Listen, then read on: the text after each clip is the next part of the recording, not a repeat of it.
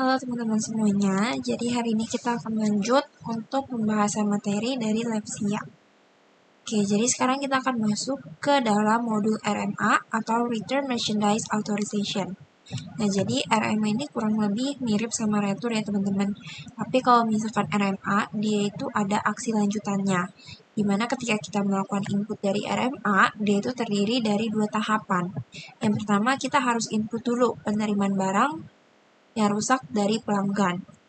Dan yang kedua, baru kita input actionnya atau tindakan atas barang yang kita terima, barang yang rusak tadi. Nah, jadi kalau misalkan di RMA itu ada 3 aksi. Yang pertama itu ada repair atau diperbaiki, terus ada diganti atau replace, dan juga ada cancel atau dibatalkan. Nah, nanti kita akan coba satu persatu. Oke, kita akan masuk ke dalam contoh yang pertama. Jadi sebelum kita masuk ke RMA-nya, kita pastinya harus menjual barang terlebih dahulu ya teman-teman ke customer.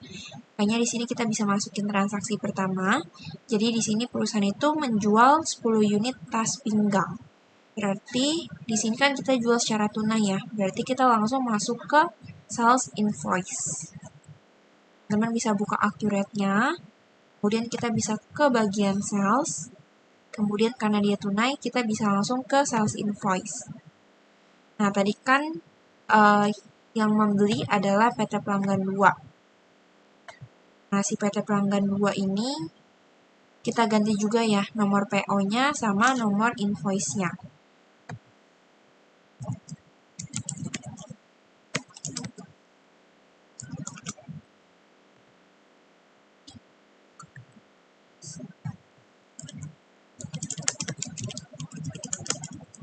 Kemudian kita juga bisa perhatiin ya teman-teman, untuk FOB-nya itu shipping point, terusnya itu pasti COD karena kita jual secara tunai, terus ship via-nya itu kurir.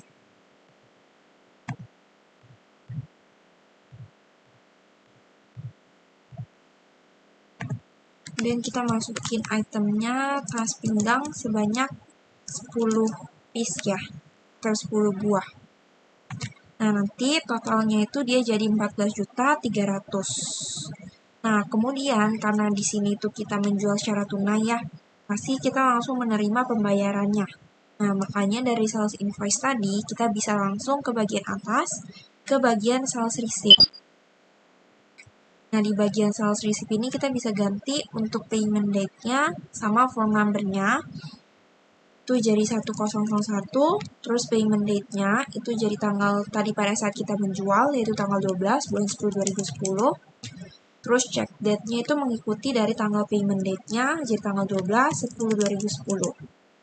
Nah, kemudian pastiin yang kita bayar itu dari sales invoice tadi ya, yang 14.300.000. Kalau udah bisa di save and close. Ini juga bisa di save and close. Oke, kalau misalkan sudah, di sini kita lanjut lagi. Nah, di sini tuh dia si PT Pelanggan 2 ini dia mengajukan klaim ya atas pembelian yang tadi, atas 5 unit tas yang rusak. Nah, kemudian kita sebagai perusahaan ini menampung klaimnya. Kemudian diteruskan kepada produsen tas. Nah, ternyata tasnya ini nggak bisa diperbaiki, sehingga kita atau produsennya itu akan mengirimkan tas baru sebagai penggantinya. Nah, karena kita kirim dengan tas baru, berarti di sini tuh kita aksinya adalah replace ya, atau pengganti, atau diganti. Nah, jadi kalau misalkan dia tuh ngajuin klaim seperti itu, terus juga ada aksinya, nah berarti kita harus input dulu untuk RMA-nya. Nah, jadi di sini yang pertama kita masukin dulu RMA-nya. Teman-teman bisa ke bagian RMA, terus kalian klik yang RMA. Nah, di sini untuk date-nya itu kan tadi diajuinnya itu kan tanggal 1 bulan 11 2010. Terus estimated fix-nya itu kalian bisa dilihat di bagian sini. Nah, dia bilang tuh proses ini tuh membutuhkan seminggu. Nah, berarti kita bisa masukin ya tanggal estimated fix-nya itu jadi tanggal 7. Berarti 07/11/2010. Terus description-nya pengembalian tas pinggang. Terus tadi kan customer yang balikin kan si PT Pelanggan 2. Jadi kita masukin PT Pelanggan 2. Terus itemnya kita cari yang tas pinggang. Nah, terus invoice number-nya itu kita bisa cari yang tadi tanggal 12 ya. Yang tanggal 12 bulan 10 yang selanjutnya kita bisa masukin untuk problem description-nya itu jadi pengembalian 5 unit tas pinggang akibat rusak. Nah, jadi kita udah masukin RMA-nya, terus kita bisa klik save and close. Nah, selanjutnya kalau misalnya kita udah input RMA-nya, kita harus input RMA action-nya. Nah, jadi si RMA action-nya itu kan tergantung dengan aksi yang kita lakukan itu apa. Tadi kan bisa masukin untuk RMA action-nya di bagian RMA juga ya. Terus kita ke bagian RMA action. Nah, kemudian di sini kita bisa masukin entry date-nya itu tanggal 9 bulan 11 2010. Nah, kita masukin tanggal 9 karena di sini itu dia ada informasi tambahan ya. Kita itu kirimnya itu tanggal 9, jadi kita masukinnya di tanggal 9. Kemudian RM number-nya itu kita masukin yang udah tadi kita masukin sebelumnya di bagian RMA. Dan kemudian kita masukin action-nya. Nah, action-nya ini ada 3 ya, seperti yang tadi di awal. Karena kita itu replace atau ganti dengan barang yang baru, makanya kita bisa pilih replace. Kemudian di sini itemnya udah otomatis karena kita nge-link dengan RMA yang sebelumnya. Nah, terus di sini ada stock warehouse. Kalau misalkan stock warehouse kita pakainya gudang 01. Jadi kalau misalkan stock warehouse itu kita tuh ambil barang barunya itu dari gudang yang mana. Gitu. Tapi kalau misalkan yang scrap warehouse itu untuk menyimpan barang yang rusak. Kalau dalam kasus ini kita untuk menyimpan tas yang rusak. Terus di bagian items kita masukin tas pinggang yang diganti ya. Terus kuantitinya itu kan tadi dia kembaliinnya sebesar 5 buah ya, sebanyak 5 buah. Jadi kita bisa masukin di sini kuantitinya itu 5. Terus kalau misalkan sudah, bisa di save and close. Nah, kemudian kalau misalkan kita replace atau kita ganti dengan barang yang baru, pastikan kita sebagai perusahaan harus kirim barangnya lagi ke customer. Nah, makanya di sini nanti teman-teman harus input delivery order. Nah, di sini ya dikirimnya itu tanggal 9 November. Berarti kita bisa masukin ke bagian sales, kemudian bagian delivery order. Kemudian untuk customer-nya kita bisa masukin PT Pelanggan 02. Nah, terus kita bisa pilih ya. Nah, di sini kan ada select SO. Kalian bisa klik panah ke bawah. Terus karena tadi kita mau masukinnya itu dari RMA, jadinya kita pilih yang select RMA. Nah, nanti dia muncul untuk RMA yang udah kita masukin tadi. Ini untuk tas pinggang sebanyak 5 buah. Untuk PO number-nya kita bisa masukin dengan PO strip 190. Kemudian delivery date-nya itu tanggal 9 bulan 11 2010 dan ship via-nya itu kurir. Nah, jadi kita udah masukin delivery order ya, seperti ini. Nah, kemudian kalau misalkan sudah bisa di save and close. Nah, jadi itu untuk yang bagian replace. Jadi kalian bisa input RMA, RMA action, baru nanti delivery order. Nah, terus kita masuk ke contoh yang kedua. Jadi di sini kita melakukan penjualan lagi ya secara tunai. Berarti kita bisa masukin untuk sales invoice-nya terlebih dahulu. Berarti kita bisa ke bagian sales. Terus kita bisa pilih sales invoice. Nah, di sini yang beli itu tadi adalah PT Pelanggan 01. Jadi kita bisa masukin PT Pelanggan 01. Terus di bagian invoice date-nya itu kita masukin tanggal 14 bulan 10 2010 dan ship date-nya itu juga sama. FOB-nya shipping point. Terms-nya itu COD ya karena dia tunai, sama ship via-nya itu kurir. Nah, di sini yang kita jual adalah tas punggung. Tas punggung sebanyak 10 buah. Sehingga nanti hasilnya itu jadi 7.700.000. Nah, berarti kita bisa langsung aja ke bagian customer receipt, karena kan kita jual secara tunai. Jadi kita bisa ke sales receipt. Nah, kemudian kita bisa ganti lagi untuk payment date-nya itu jadi tanggal 14 bulan 10 2010. Begitu juga dengan check date-nya ya. 14 10 2010. Terus yang kita bayar itu sebesar 7.700.000. Kalau udah bisa di save and close untuk keduanya. Nah, kemudian di tanggal 2 November ini, si PT Penerangan 1 ini dia tuh mengajukan klaim atas pembelian tanggal 14 Oktober untuk 2 unit tas yang rusak. Nah, sehingga perusahaan kita ini menampung klaimnya dan setelah diteruskan ternyata tasnya bisa diperbaiki. Tapi ada jasa perbaikan. Nah, kalau misalnya kita perbaiki, itu berarti kan kita repair ya, atau kita perbaiki. Nah, berarti caranya juga sama. Kita harus masukin dulu untuk klaim tadi itu ke dalam RMA. Jadi kita bisa ke bagian RMA, terus kita ke RMA. Untuk date-nya itu kan tadi diajukan tanggal 2 bulan 11 2010.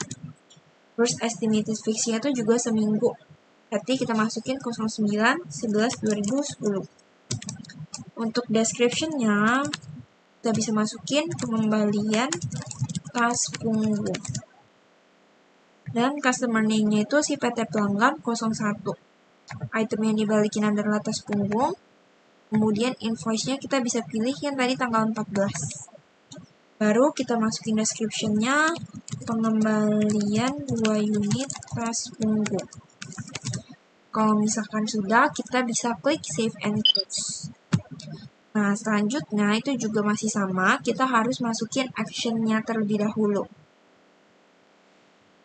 Nah, di bagian action, itu kalian bisa ke RMA action. Terus kita masukin entry date-nya itu di tanggal 10 bulan 11 2010. Karena di sini dia itu kirimnya di tanggal 10. Dan juga dia mengirim tagihan. Nah, kemudian RMA-nya itu kita bisa pilih yang 1001 dan action-nya itu repaired karena dia bisa diperbaiki. Nah, kalau misalkan repaired itu di bagian items-nya yang kita masukin adalah jasa perbaikan. Terus kuantitinya itu kita masukin sesuai dengan barang yang rusak atau yang diklaim tadi. Tadi kan yang diklaim adalah 2 barangnya. Jadinya kita bisa masukin. Kalau misalkan sudah, bisa diklik save and close. Kemudian kita bisa lanjut ke bagian delivery order. Kalau misalkan kita perbaiki barang, berarti kan kita harus balikin lagi ke customer-nya. Makanya di sini ada delivery order. Berarti kita bisa ke bagian sales, kemudian ke delivery order. Customer-nya kita masukin PT Pelanggan 01, terus like SO-nya kita klik tanda panah ke bawah dan klik select RMA. Nah, kita pilih RMA-nya. Nanti dia muncul untuk jasa perbaikan. Di bagian PO kita bisa masukin PO strip 102. Terus delivery date-nya itu jadi tanggal 10. Ship via-nya itu kurir. Nah, kalau misalkan udah, tadi kan di soal dia juga kirim tagihan ya. Makanya kita bisa masukin di bagian sales invoice. Nah, di bagian sales invoice ini, kalian bisa langsung klik yang ada di atas. Nah, terus di sini kita akan masukin invoice-nya. Nah, invoice date-nya itu dia juga sama dengan tanggal pengirimannya, tanggal 10. FOB-nya shipping point, terms-nya itu COD, ship-nya itu kurir. Nah, di sini itu untuk harga perbaikannya adalah 120.000. Nah, kemudian di bagian sales invoice ini, kalau teman-teman lihat, dia tuh nggak dikenakan pajak untuk jasa perbaikan. Makanya di bagian teks ini, kalian bisa hapus aja kalau memang ada pajaknya. Nanti hasilnya tuh jadi 240.000. Nah, kalau misalkan diperbaiki, itu kita belum selesai sampai situ, kita harus bayar jasa perbaikannya. Jadi customer itu harus bayar ke kita sebagai perusahaan yang udah memperbaiki tasnya tadi. Jadi kita bisa lanjut lagi ke bagian sales receipt. Terus kita bisa ganti payment date-nya itu sama dengan tanggal yang tadi, tanggal 10 bulan 11 2010. Begitu juga dengan check date-nya. Nah, kemudian yang kita bayar adalah yang 240. Kemudian kalau udah, teman-teman bisa klik save and close untuk ketiga dokumennya. Ya, selanjutnya kita akan lanjut ke bagian yang terakhir, yaitu bagian cancel. Nah, di sini nih juga masih sama ya, kita harus input penjualan tunainya dulu di tanggal 20 Oktober. Berarti kita bisa ke bagian sales, kemudian ke sales invoice. Kita masukin customer-nya PT Pelanggan 3. Kemudian kita bisa masukin invoice date-nya itu jadi tanggal 20 bulan 10 2010. Invoice number-nya jadi 1015. Ship date-nya itu juga sama ya, jadi tanggal 20 10 2010. FOB-nya shipping point sama ship via-nya courier. Nah, di sini yang kita jual adalah tas punggung sebanyak 15 piece. Jadi kita bisa masukin tas punggung sebanyak 15. Nah, nanti totalnya itu jadi 11.550. Terus kita bisa lanjut lagi ke bagian sales receipt. Ya. Nah, di bagian sales receipt akan terima pembayaran dari customer. Payment date-nya itu jadi tanggal 20 10 2010. Check date-nya juga sama. Nah, kalau misalkan sudah, teman-teman bisa klik save and close. Nah, kemudian di tanggal 10 November ini, PT Pelanggan 03 ini mengajukan klaimnya atas 5 unit tas yang rusak. Terus estimasinya itu terhitung sehari setelah tanggal klaim. Kemudian setelah dicek pada tanggal 14 November, ternyata 5 unit tasnya tidak rusak. Jadi cuma perlu dibersihin aja, sehingga tidak diperlukan perbaikan atau penggantian. Nah, berarti ini caranya juga masih sama. Kita harus masukin RMA-nya dulu, karena kita harus catat klaim yang diterima sama perusahaan. Berarti kita bisa bagian RMA lagi, terus ke bagian RMA. Nah, terus di bagian date-nya kita bisa masukin tanggal 10 ya, tadi dia klaimnya. Terus estimated fix-nya itu kita bisa masukin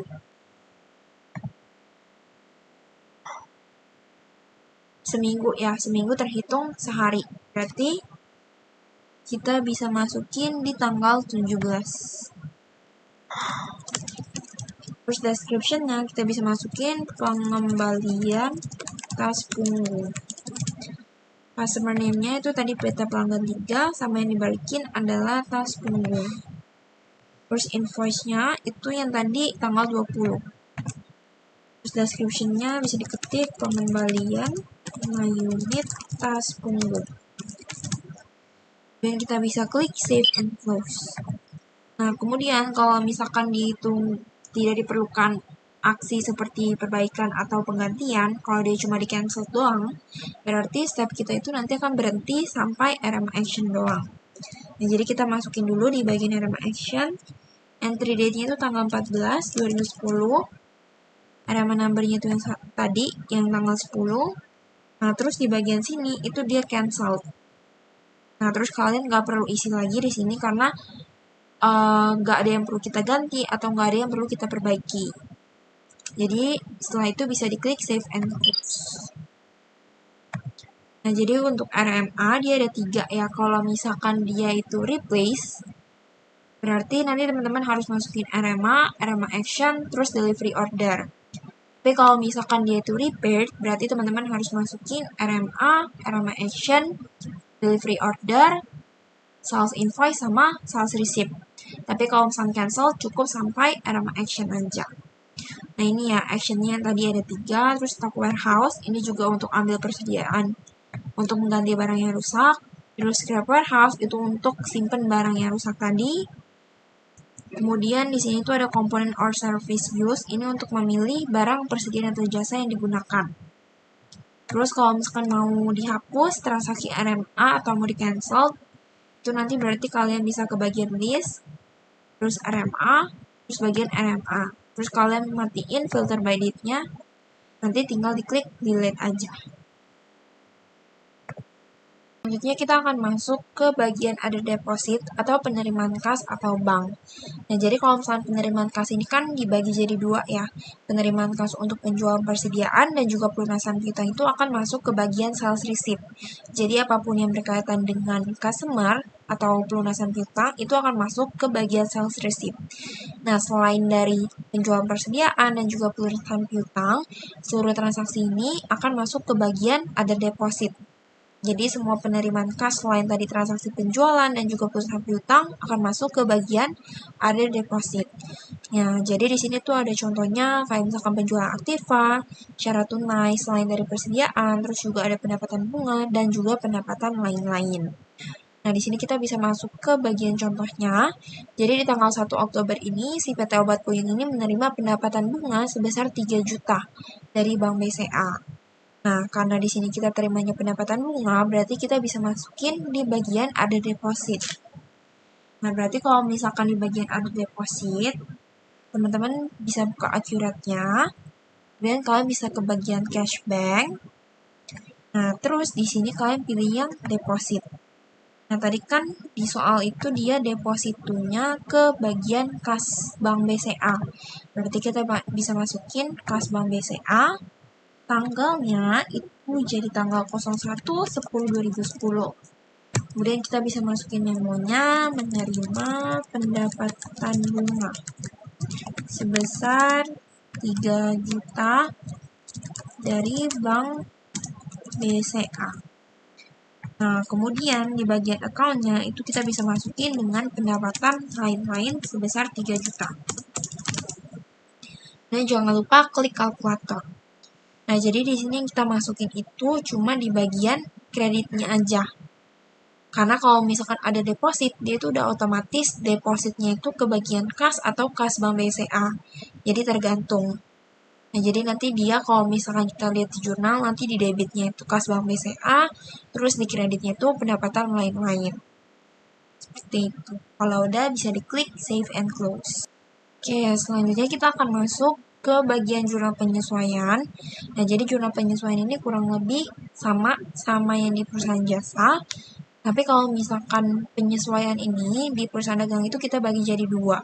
Jadi ada yang melalui jurnal voucher dan juga ada yang melalui aktivitas period end. Jadi kalau misalkan aktivitas period end biasanya itu untuk akumulasi penyusutan, terus juga dia ada penyesuaian dari kurs mata uang asingnya. Nah, di sini juga ada penjelasan terkait dengan aktivitas period end. Jadi, yang tadi ya, jadi kalau misalnya period end berarti kita sesuaiin untuk aktiva tetapnya atau fixed asetnya, dan juga kita juga bisa sesuaiin untuk utang atau piutang dalam mata uang asing. Kemudian di sini kita akan fokus ke bagian penyesuaiannya. Jadi kalau misalnya kita melakukan penyesuaian, itu juga kita masih pakai modulnya jurnal voucher. Nah, di sini dalam kasus ini itu kita akan belajar untuk menyesuaikan beban gaji karyawan terutang dan juga pengakuan beban sewa dan beban perlengkapan. Nah, jadi untuk penyesuaian yang pertama, ini kita mau sesuaiin beban gaji terlebih dahulu. Nah, di sini itu ada informasi terkait dengan soalnya. Berarti kita bisa buka akurat dan kita masuk ke general ledger dan jurnal voucher. Nah, di sini itu kan tadi kalau misalnya kita penyesuaian, kita masukinnya tanggal 31 bulan 12 2010. Terus kita masukin description-nya untuk penyesuaian upah dan gaji karyawan bulan Desember 2010. Nah, di sini itu kita mau sesuaiin upah dan gaji. Nah, berarti akun yang pertama kita masukin adalah beban gajinya. Sebesar 20 juta. Nah, kemudian di kreditnya, karena kita mau sesuaiin gaji, berarti kita bisa masukin utang gaji. Nah, tapi karena di sini belum ada, teman-teman bisa klik yang new account. Kemudian untuk account type-nya, karena utang gaji itu masuknya ke bagian ada current liabilities, jadi kita bisa masukin. Nah, di sini account number-nya itu dia kepalanya 2 ya teman-teman, karena kan dia ada current liabilities. Jadi kita bisa masukin 220401. Name-nya adalah utang gaji karyawan.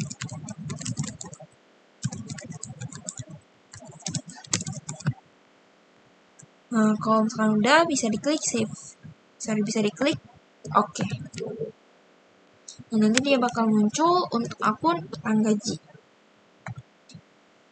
Nah, kemudian yang kedua, kita mau menyesuaikan beban sewa.